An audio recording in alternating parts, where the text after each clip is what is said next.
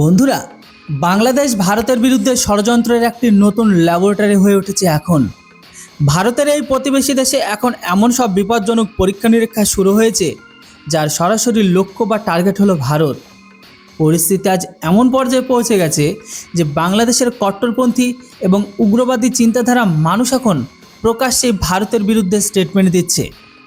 এই ভিডিওটিতে আমরা আপনাদের জানাবো যে কিভাবে বাংলাদেশের সবথেকে কট্টর সংগঠনগুলোর সাথে যুক্ত ব্যক্তিরা এখন ভারতকে সরাসরি হুঁশিয়ারি দিতে শুরু করেছে, কিভাবে ভারতের বিরুদ্ধে ঘৃণা ছড়ানোর চেষ্টা করা হচ্ছে এবং কিভাবে গ্রেটার বাংলাদেশের বিপজ্জনক ষড়যন্ত্র আবারও সামনে এসেছে। তো বন্ধুরা, কেন?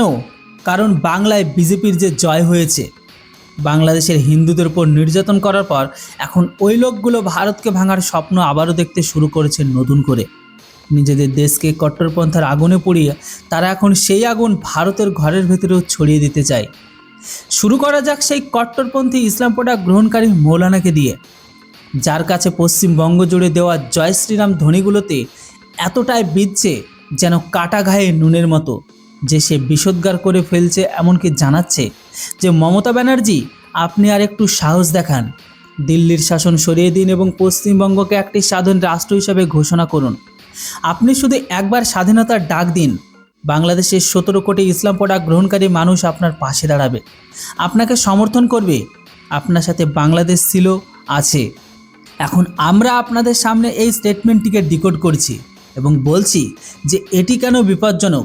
তো দেখুন, এটি কোনো সাধারণ বক্তব্য নয়, এটি সরাসরি ভারতের ঐক্য ও অখণ্ডতাকে চ্যালেঞ্জ করার একটি প্রচেষ্টা।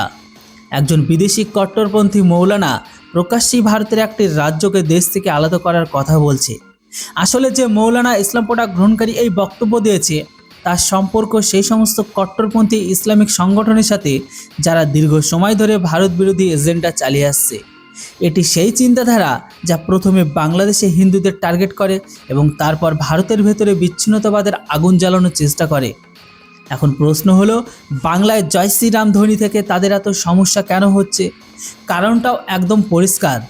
কারণ একদম তাদের ভয় যে হিন্দুদের ঐক্য তাদের ইসলামিক কট্টর এজেন্ডার জন্য সব থেকে বড় হুমকি হয়ে দাঁড়াচ্ছে। তাই এখন ধর্ম, ভাষা, এমনকি সংস্কৃতির নামে মানুষকে ডিভাইডেড করার চেষ্টা চলছে তাদের দ্বারা।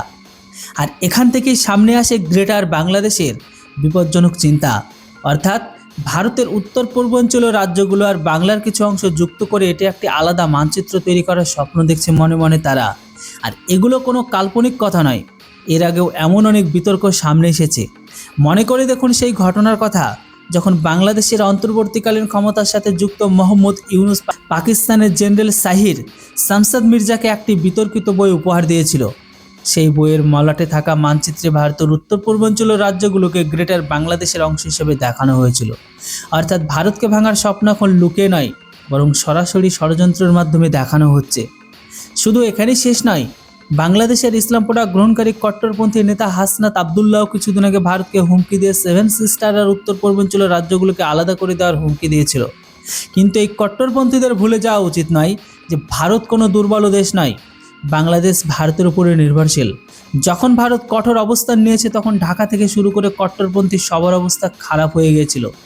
বাংলাদেশের অর্থনীতি, জরুরি সরবরাহের একটি বড় অংশ ভারতের উপরে ডিপেন্ডেন্ট। চাল দরকার, ডিজেল দরকার, ব্যবসা দরকার, তখন ভারতের কথা তাদের সবার আগে মনে পড়ে। কিন্তু সেই ভারতের বিরুদ্ধে বিষোদ্গার করা এখন এই কট্টরপন্থীর রাজনীতি হয়ে দাঁড়িয়েছে। সব থেকে বড় প্রশ্ন হলো, বাংলার রাজনীতি কি এমন কট্টরপন্থী নিজেদের স্বার্থে ব্যবহার করতে চায়, না যারাই এখন ভারত বিরোধিতা করবে তারাই সেই দেশের রাজনীতিতে সবার আগে থাকতে চায়? সহিংসতা ও বিচ্ছিন্নতাবাদের রাজনীতি হওয়া দিয়ে কি ভারতের বিরুদ্ধে পরিবেশ তৈরি করা হচ্ছে? বাংলার নির্বাচন সবাইকে অবাক করেছে, কারণ এখন এই বয়ান শুধু বাংলাদেশের সীমাবদ্ধ নেই, সরাসরি ভারতের রাজ্যগুলোকে টার্গেট করা হচ্ছে। এই ইসলাম প্রোডাক্ট গ্রহণকারী মৌলানার কট্টরপন্থীদের কাছে পরিষ্কার বার্তা পৌঁছানো উচিত যে ভারতের অভ্যন্তরীণ বিষয়ে হস্তক্ষেপ করার চেষ্টা আপনারা করবেন না। ভারতের ঐক্যের বিরুদ্ধে ষড়যন্ত্র করলে জবাব সেই ভাষাতেই দেওয়া হবে, যেমনটা আপনারা কখনো কল্পনা করেন না। এই রিপোর্টের উপর আপনাদের মতামত কি? কমেন্ট সেকশনে অবশ্যই লিখে জানান। Thanks for watching. জয় হিন্দ, বন্দে মাতরম।